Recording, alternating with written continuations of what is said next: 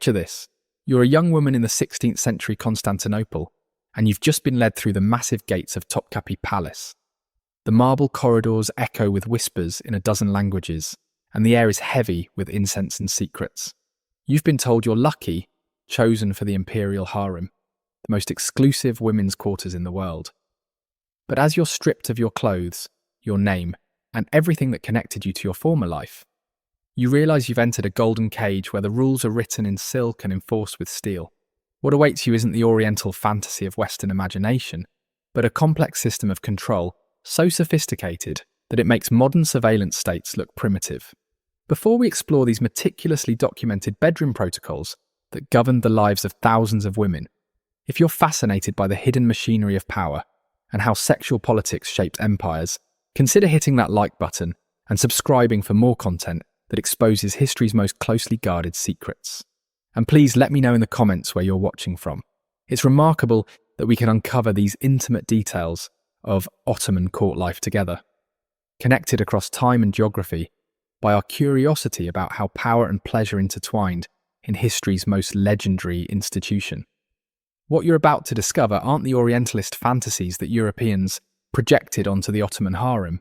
These are the actual documented rules, rituals, and regulations that governed every aspect of intimate life in the Sultan's household. The Ottoman Harem wasn't just a collection of beautiful women.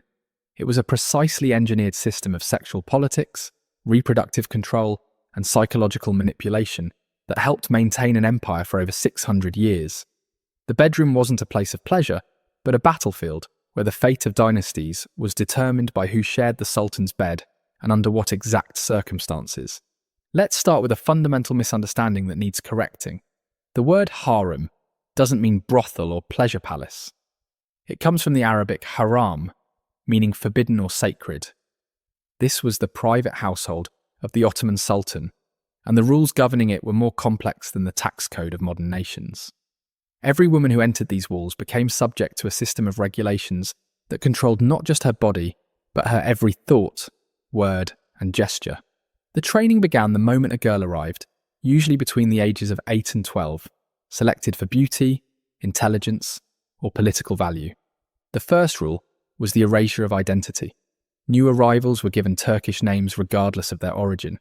Maria became Gulbahar, Catherine became Hurrem, Alexandra became Kosem. But this wasn't simple renaming. It was the beginning of a complete transformation process called terbiye, a word that encompasses education, training, and breaking. Girls were forbidden from speaking their native languages, practicing their birth religions, or maintaining any customs from their former lives. They were taught Ottoman Turkish, converted to Islam, and instructed in court etiquette until no trace of their original identity remained. The physical transformation was equally systematic. Every girl underwent medical examinations that would make modern gynecologists uncomfortable. Virgin status wasn't just checked, but monitored regularly by the Kaya Kadın, elderly women who served as guardians and inspectors. Bodies were catalogued with the same precision used for inventory in the imperial treasury. Birthmarks, scars, and physical features were documented. Monthly cycles were tracked. Health conditions were recorded. This wasn't care. It was quality control for human merchandise that might one day bear the Sultan's children. The hierarchy within the harem was more rigid than any military organisation. At the bottom were the asemi, novice girls who spent years in training before they could even be considered for higher positions. They learned music, poetry, dancing, and most importantly, the intricate rules of harem protocol. Above them were the gedikli, those who had completed basic training and might serve the higher-ranking women. Then came the iqbal, women who had caught the Sultan's eye but hadn't yet shared his bed. At the top were the kadin, official wives limited to 4 by Islamic law, and the hasaki sultan, the favourite who had borne the Sultan a son. But here's where the bedroom rules become truly Byzantine. The Sultan couldn't simply choose any woman he desired. The selection process was ritualised to an extreme degree. The Valide Sultan, the Sultan's mother and the most powerful woman in the empire, controlled access to her son's bed with iron authority. She would select girls based on political considerations, dynastic needs, and complex calculations about bloodlines and alliances. The chosen girl would be bathed, perfumed and dressed by dozens of attendants in a ritual that could take an entire day. The preparation ritual reveals the intersection of power and paranoia that characterized Ottoman rule. The selected woman would be examined for any signs of illness, marks of violence, or suspicious substances. Her body hair would be removed with a sugar-based paste in a painful process that ensured absolute smoothness. She would be bathed in milk and rosewater, her skin softened with oils imported from across the empire. Her hair would be braided with pearls and gems in patterns that indicated her status. Even her fingernails and toenails would be painted with henna in designs that supposedly revealed her fertility. The actual bedroom encounter was governed by protocols that would seem absurd if they weren't deadly serious. The chosen woman would be led to the Sultan's chamber by the Hazinedar Usta, the chief treasurer of the harem, because even sex was treated as a financial transaction. She would enter the room from the foot of the bed and crawl under the covers from the bottom, ensuring she never stood above the Sultan. A capital offence. She was forbidden from speaking unless spoken to, from touching the Sultan unless commanded, from making any sudden movements that might be construed as threatening. Remember, numerous sultans had been assassinated, and paranoia governed every intimate moment. But the most extraordinary rule concerned the golden sheets. The bed would be prepared with silk sheets that had thin golden threads woven through them in specific patterns. After the encounter, these sheets would be carefully examined by the Valide Sultan's agents. The patterns of disturbance, the locations of stains, even the wrinkles would be analysed to determine not just if consummation had occurred, but the vigour of the encounter, positions used and duration. This wasn't voyeurism, it was intelligence gathering. A sultan who showed declining interest in women might be plotting with male favourites. One who was too vigorous might exhaust himself and neglect state duties.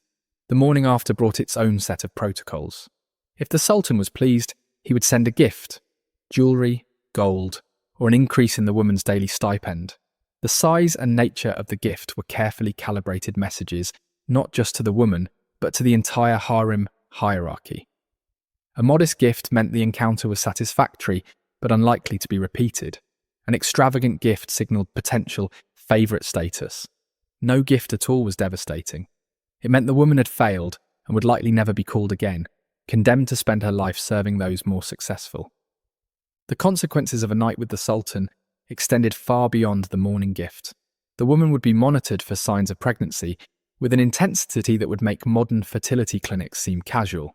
Her diet would be controlled, her activities restricted, her every bodily function recorded. If menstruation occurred, it was documented with disappointment. If it didn't, the surveillance intensified. A pregnant concubine became simultaneously the most protected and most threatened person in the empire. Protected because she carried potential royal blood. Threatened because every other woman who hoped to bear the Sultan's child now saw her as an enemy. The rules around pregnancy reveal the cold calculation behind harem reproduction. A woman who bore a daughter received honours but remained available for future encounters. One who bore a son achieved the status of Haseki, but faced a terrible price. She would never share the Sultan's bed again. This one mother, one son policy was designed to prevent any woman from accumulating too much power through multiple princes. It also created a perverse incentive system where women might actually hope for daughters to maintain access to the Sultan, even though sons brought higher status. The bedroom politics extended to contraception and abortion, subjects that Ottoman records discuss with surprising frankness. Certain women were explicitly prevented from becoming pregnant, usually those whose backgrounds might complicate succession. They were forced to use primitive contraceptives ranging from herbal pessaries to specific positions believed to prevent conception. If these failed, abortions were performed using methods that often killed the woman along with the fetus. The chief eunuch maintained detailed records of which women were authorized to conceive and which were not, creating a reproductive bureaucracy that managed human fertility like an agricultural crop. The training for potential concubines included sexual education that would shock even modern sensibilities. Young girls were taught by older women who had successfully pleased previous sultans. Using ivory models and illustrated manuscripts, they learned positions, techniques, and timing. But this wasn't about pleasure. It was about performance. They were taught to fake enjoyment convincingly, to gauge the Sultan's preferences instantly, to adjust their responses to his moods. They learned that too much enthusiasm might seem threatening, while too little might bore. The perfect concubine was responsive, but not aggressive, skilled, but not suspiciously so. The surveillance in the harem makes modern security states look libertarian. Every room had multiple viewing ports hidden in decorative elements. Eunuchs patrolled constantly, their soft shoes allowing silent movement. Women spied on each other, reporting conversations, movements, and associations. Even sleep was monitored. Women who talked in their sleep might reveal dangerous thoughts or forbidden affiliations. This constant observation created a paranoid atmosphere where every gesture was performed for invisible audiences, every word chosen carefully, knowing it would be reported. The bathing rituals represented another arena of complex regulation. The harem baths weren't just for cleanliness, but were social spaces where hierarchies were reinforced and alliances formed. Specific days were assigned to different ranks. The temperature of water, types of soap, even the towels used were determined by status. Women would spend hours in these steamy chambers, but nudity itself was strictly regulated. Certain parts of the body could be exposed only in specific contexts. A woman who revealed too much might be accused of wanton behaviour. One who concealed too much might be hiding disease or deformity. The menstrual protocols were particularly humiliating.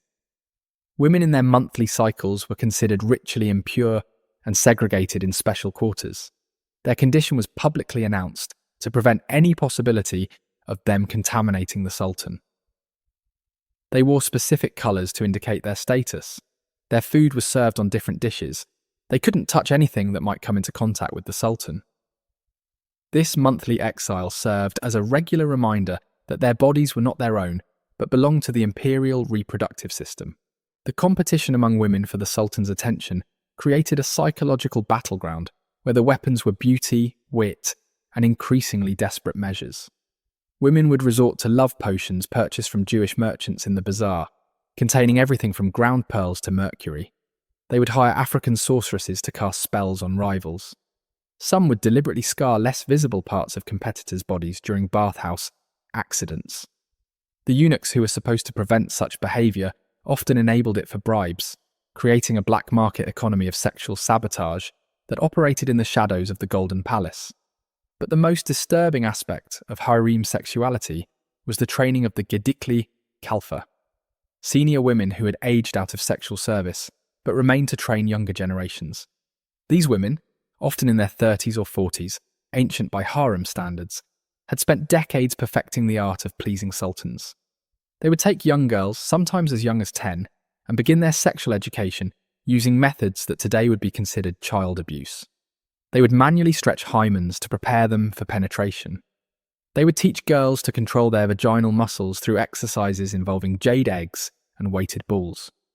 They would demonstrate on their own bodies how to move, how to breathe, how to vocalize pleasure. The documentation system for sexual encounters reads like a corporate performance review system designed by sadists. After each night with the Sultan, the woman would be debriefed by the Kisla Aga, the chief black eunuch. Duration was recorded, positions were noted, the Sultan's comments were transcribed, physical marks were documented. Even the woman's emotional state was assessed and catalogued.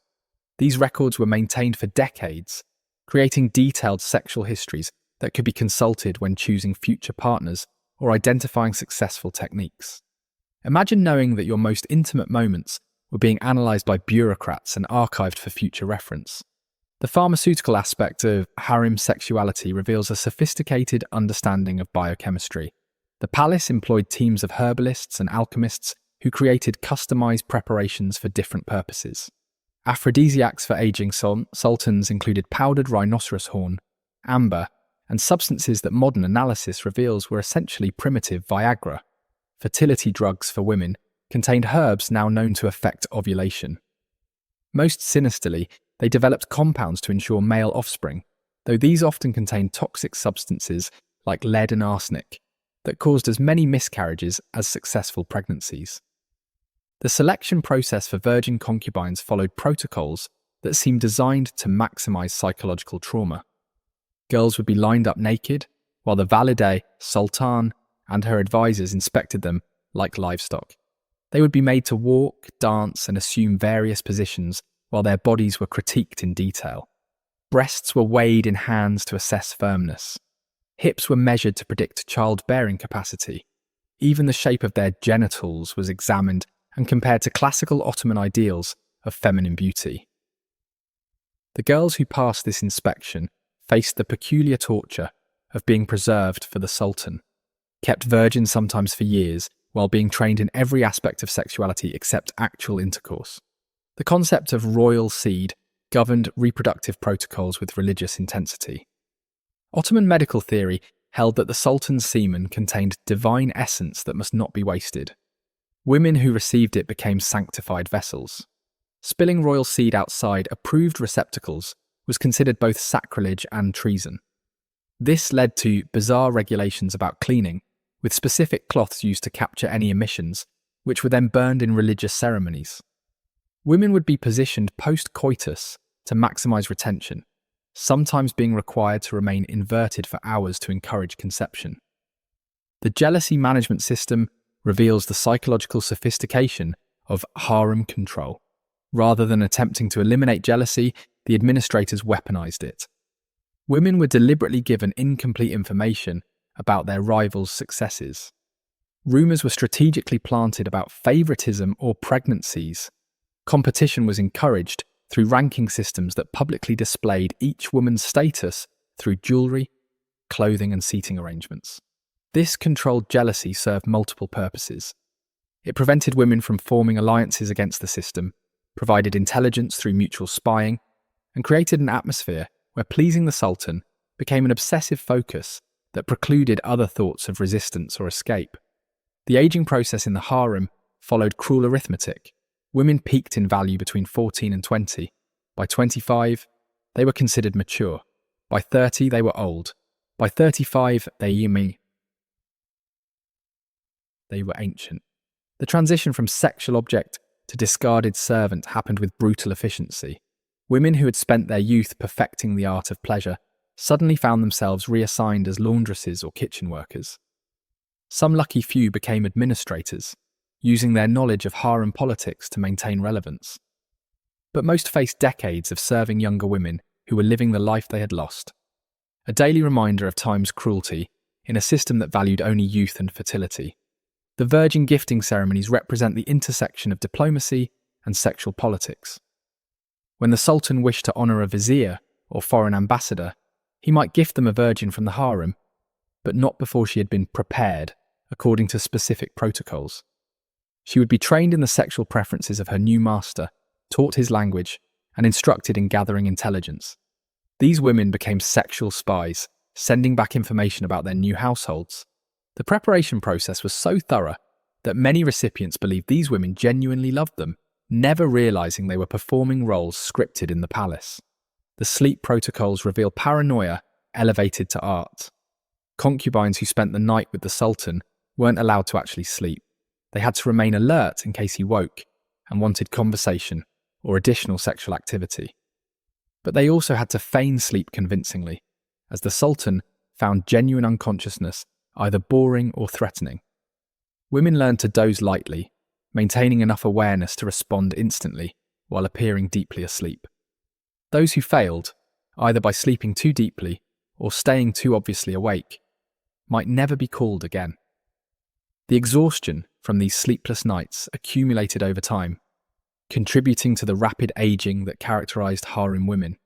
The economics of virginity in the harem operated like a commodities market.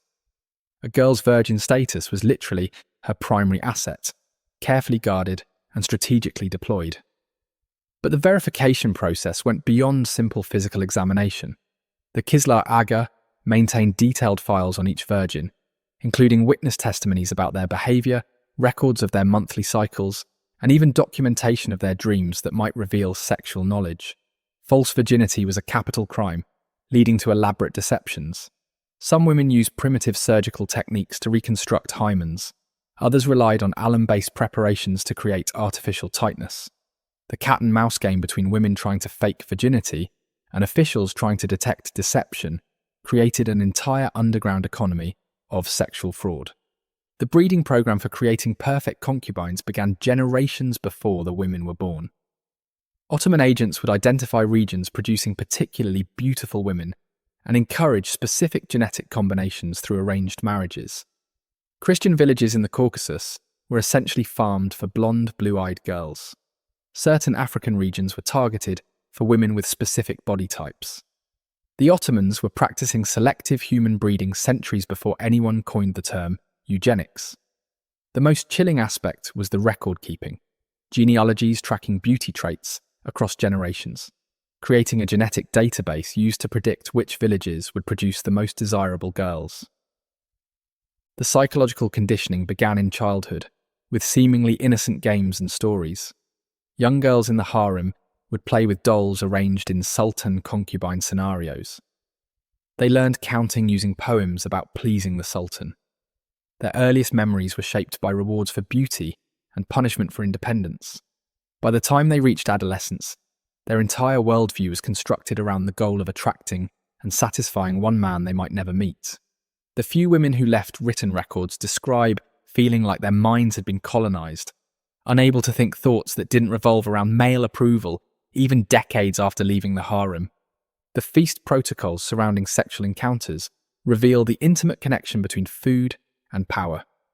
Before visiting the sultan, women would be fed specific meals believed to enhance performance. Raw eggs, honey, almonds, and mysterious spiced preparations. But they couldn't eat too much, as a full stomach was considered unsexy. They couldn't eat too little, as fainting from hunger during sex was a disgrace. The timing had to be perfect, enough digestion to avoid discomfort, not so much that drowsiness set in. After encounters, different foods were prescribed based on whether conception was desired. The kitchen staff who prepared these meals were part of the sexual machinery, their cooking schedules dictated by the sultan's bedroom calendar. The role of eunuchs in enforcing bedroom rules deserves special examination. These castrated men, mostly captured as boys from Africa or the Caucasus, occupied a unique position as the only males besides the sultan allowed in the harem. But their castration wasn't always complete. Some retained sexual desire without the ability to act on it, creating a special kind of tortured existence. They became expert voyeurs, watching thousands of sexual encounters while enforcing rules.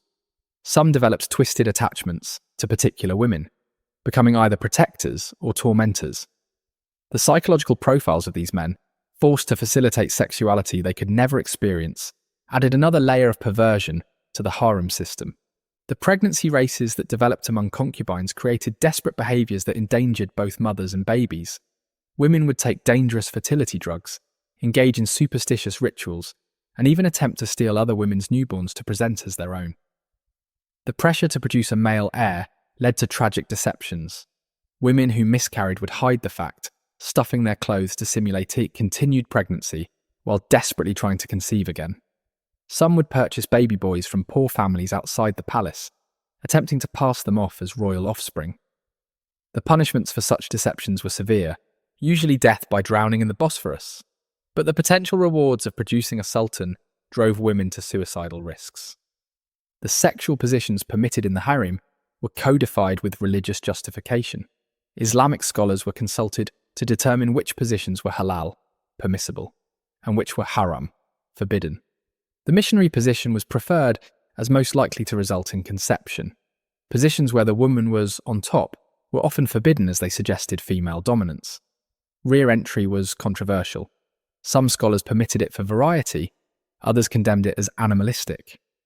These religious debates about sexual positions weren't academic. They directly controlled what happened in the sultan's bed. Women had to learn not just how to perform various positions, but the theological arguments for why they were permissible. The birth control methods revealed desperate innovation born from terrible necessity. Women who were forbidden to conceive, but still had to service the sultan, developed techniques ranging from the primitive to the potentially lethal. They would insert wool soaked in various substances, lemon juice, vinegar, even crocodile dung imported from Egypt. They practiced withdrawal methods that required precise timing and risked the sultan's anger. Some resorted to violent jumping exercises immediately after intercourse. The most desperate used sharp objects to induce menstruation, often causing hemorrhages that killed them. The chief eunuch's records document numerous deaths from female troubles that were clearly botched abortion attempts. The medical examinations that preceded any sexual encounter reveal the Ottoman obsession with bodily control taken to pathological extremes. Women selected for the Sultan's bed underwent inspections that began 48 hours before the scheduled encounter. Every orifice was examined with specula and probes. Their breath was analysed for signs of illness or consumption of forbidden foods. Urine was collected and tested using primitive methods: colour, smell, even taste by unfortunate slave physicians. Stool samples were examined for parasites. Blood was sometimes drawn to check for humoral imbalances. These examinations were performed by teams of female medical practitioners who had themselves been slaves, creating a hierarchy where yesterday's victims became today's enforcers of intimate violations. The documentation of sexual preferences created profiles that would make modern data mining seem quaint. The chief eunuch maintained what amounted to sexual databases on every woman who had ever shared the Sultan's bed. Did she vocalise? At what volume? Which sounds pleased him? Which annoyed? How did she move? Too much or too little? What positions generated the most enthusiasm? How long did various activities last? These weren't casual notes, but detailed reports that could run dozens of pages per encounter. Future concubines would be required to study these reports, learning from their predecessors' successes and failures. Imagine being forced to read clinical descriptions of other women's intimate moments as a textbook for your own future performance. The language control in the harem extended to sexual vocabulary. Women were taught specific Turkish words for body parts and activities, but using their native language equivalents was forbidden. This linguistic imperialism meant that even in their most vulnerable moments, women couldn't express themselves authentically. They had to moan in Turkish, whisper endearments in Ottoman phrases, even cry out during orgasm in their captor's language. Some women reported that this forced linguistic performance was more violating than physical acts. It colonized not just their bodies, but there to express their own sensations. The aftermath of failed sexual encounters could be catastrophic.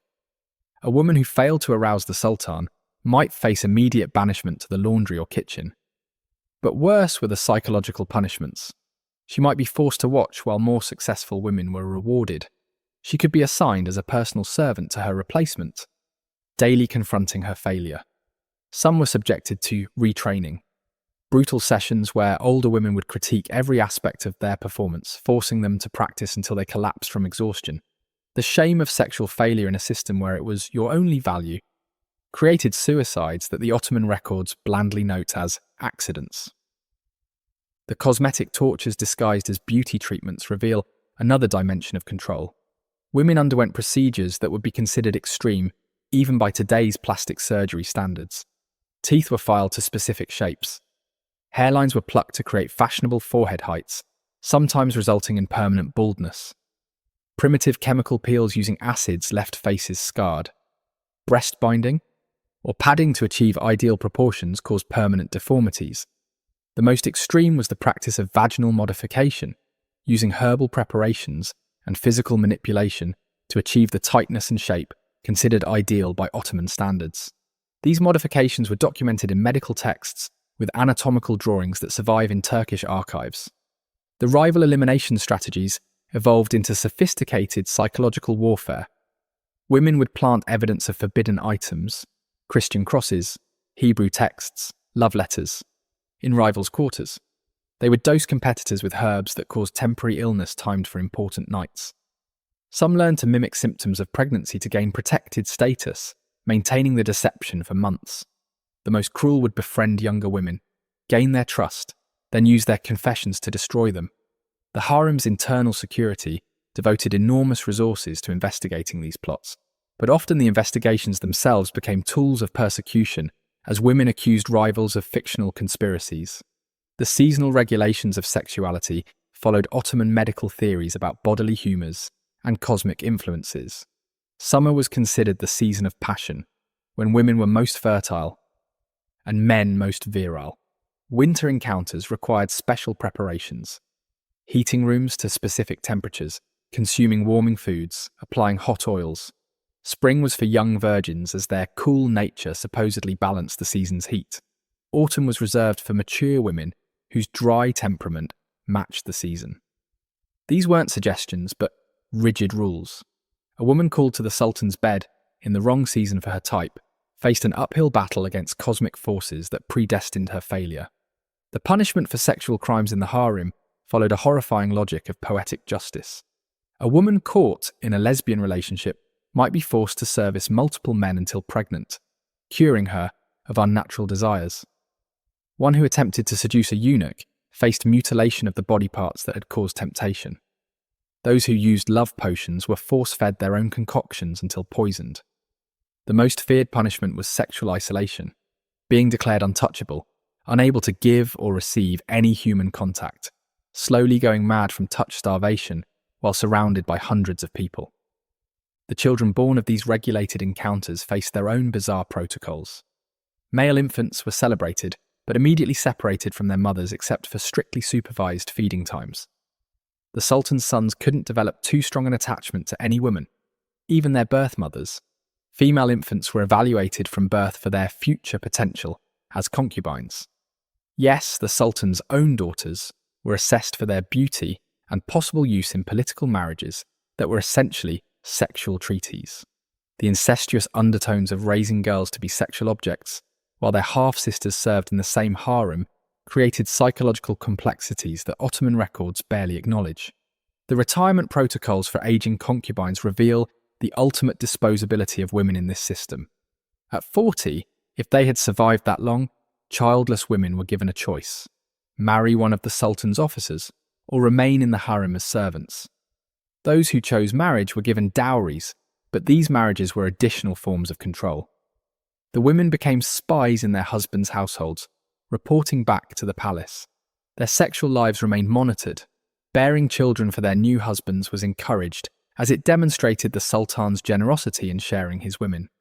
Those who remained faced decades of serving younger versions of themselves, their bodies broken by years of cosmetic tortures and repeated pregnancies, their minds shattered by the psychological warfare of harem life. The final decades of the Ottoman harem system witnessed a grotesque intensification of its worst practices, as if the dying institution was determined to inflict maximum damage before its end. By the 19th century, European influence and modernization movements threatened the traditional structures, leading to desperate attempts to preserve the old ways through even more extreme measures. The last sultan to maintain a full traditional harem, Abdul Hamid II, presided over a system that had become a parody of its former self. Where once there had been hundreds of women, there were now thousands. Where once there had been strict hierarchies, there was now chaos barely contained by increasingly brutal enforcement. The photographic documentation that began in the 1860s provides haunting visual evidence of the system's final form. These images, taken by court photographers, show women whose eyes tell stories that words cannot capture. Posed in elaborate costumes, surrounded by luxury, they nevertheless project an emptiness that speaks to souls hollowed out by systematic dehumanization. The photographs were intended to document the Sultan's wealth and power, but instead they preserve evidence of industrial-scale psychological torture.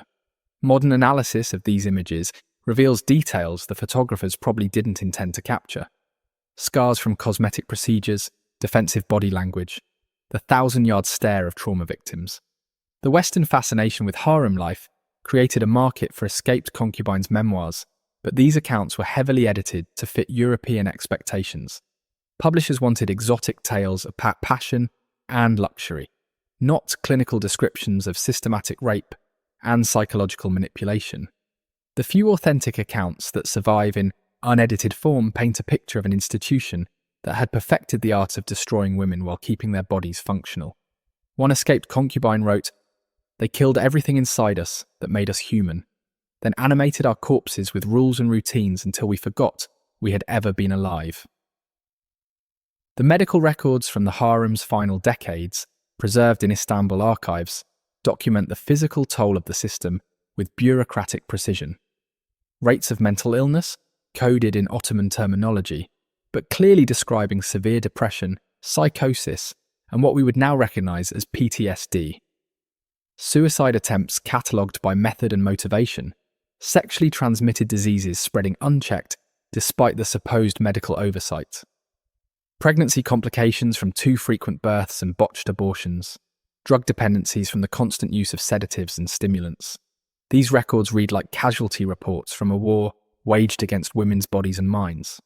The influence of the harem system extended far beyond palace walls, poisoning Ottoman society's entire approach to gender and sexuality.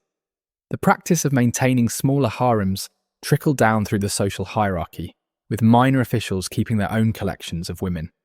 The normalization of female slavery, sexual or otherwise, created markets that trafficked women across 3 continents. The harem aesthetic influenced architecture, with houses designed to segregate and control women. Even language evolved to accommodate the system. Turkish developed elaborate vocabularies for describing different categories of sexual slavery, grades of concubinage, and varieties of female servitude. The psychological techniques developed in the Ottoman harem influenced later systems of control. The combination of physical luxury and psychological torture, the use of hierarchy to create competition among victims, the systematic erasure of identity. These methods appear in modified forms in everything from cult indoctrination to human trafficking operations. The Ottoman bureaucrats who documented their methods in careful detail created manuals for human exploitation that echo through history. When we wonder how seemingly civilized societies can commit atrocities, the harem system provides a chilling blueprint. The genetic legacy of the harem system can still be traced in DNA studies of Turkish and Balkan populations. The systematic breeding programs, the forced mixing of ethnicities, the concentration of reproduction among small numbers of males, all left markers in the genetic code. But beyond biology, the cultural DNA of the harem system infected attitudes toward women throughout former Ottoman territories. The idea that women's primary value lay in their sexual and reproductive capacity, that their bodies were communal property to be regulated by male authority, that their desires and autonomy were threats to be eliminated. These poisonous concepts outlasted the empire that formalized them. The dismantling of the harem system after the Ottoman Empire's collapse revealed the full extent of its human wreckage. Thousands of women, some elderly survivors who had spent their entire lives in captivity, were suddenly freed into a world they had no ability to navigate. Many had no memory of life outside palace walls. They spoke Ottoman Turkish with accents that revealed origins they couldn't remember. They had no skills beyond those useful in a harem, no family connections, no identity documents. The Turkish Republic's solution was often to institutionalize them in different ways. Mental hospitals, state-run homes, or arranged marriages that perpetuated their servitude under different names. The artifacts left behind tell their own stories. Jewelry that seems beautiful until you realize it was designed to mark ownership. Clothing that appears luxurious until you understand it was a uniform of servitude. Books of poetry that read like love songs until you decode the metaphors for captivity and rape. Musical instruments used to pass the empty hours of lives wasted in waiting. Cosmetic tools that were instruments of torture. The material culture of the harem, displayed in museums as examples of Ottoman luxury, are actually crime scene evidence from one of history's longest-running systematic abuses of human rights. The harem system stands as one of history's most elaborate examples of institutionalized sexual abuse, a structure that turned rape into routine, slavery into science, and human suffering into statecraft. It demonstrates how evil becomes most effective when it disguises itself as tradition, normalizes itself through repetition, and bureaucratizes itself through documentation. The Ottoman Empire fell, but the mentalities it cultivated about women as property, sexuality as commodity, and reproduction as state resource continue to poison societies worldwide. Understanding the harem system in its full horror isn't about indulging in Orientalist fantasies or historical voyeurism. It's about recognizing how power structures can transform the most intimate aspects of human life into machinery of oppression. The thousands of women who lived and died in the Ottoman harem deserve to have their true stories told, not the sanitized versions that make their suffering palatable, but the raw truth that honours their experience and warns future generations about the human capacity for systematised cruelty. Their voices may have been silenced, their names erased, their bodies consumed, but their history remains as testimony to both the depths of human evil and the resilience of spirits that somehow survived even the most comprehensive attempts at destruction.